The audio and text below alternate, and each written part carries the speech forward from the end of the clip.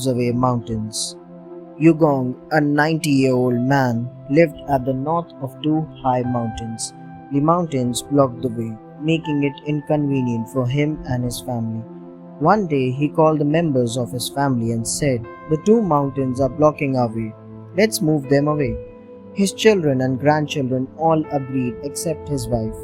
So, next day, Yugong, his sons, and his grandsons started to break up rocks and remove the earth. The neighbors also joined in.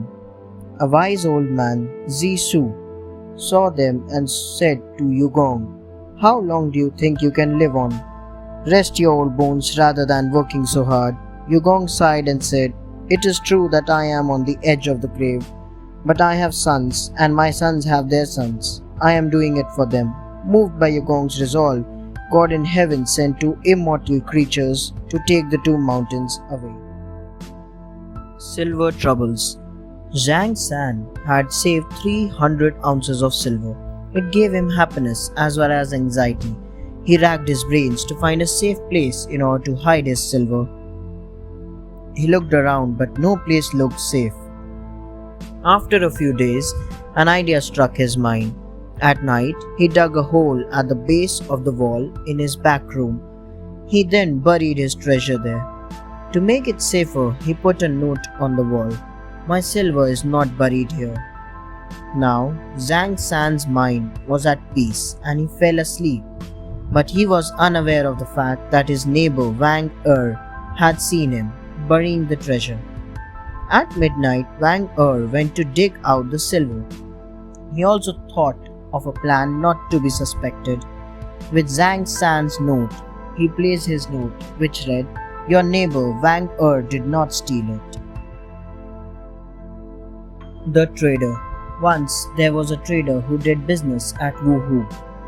One day when he was returning home with the huge profit he had made, he saw a butcher tying up a dog on the riverbank. He bought the dog for double his value and took him along with him in his boat. Now, the boatman was a bandit earlier. He was lured by the trader's wealth, so he ran the boat among the rushes and drew out his knife. He then wrapped the trader up in a carpet and threw him into the river. The dog saw all this and cried piteously. The dog jumped into the river, grabbed the bundle with his teeth, and did his best to keep the trader above water until they reached a shallow spot. The dog barked continuously and attracted the attention of some people on the bank. The Grateful Dog. The people took the bundle out of the river and rescued the trader who was still alive. Now, the trader wanted to go back to Wuhu, but the dog was missing. The trader was very unhappy. He searched for the dog but could not find him. After a few days, when he was on the point of returning home, the dog suddenly reappeared. He barked and invited the trader to follow him in a particular direction.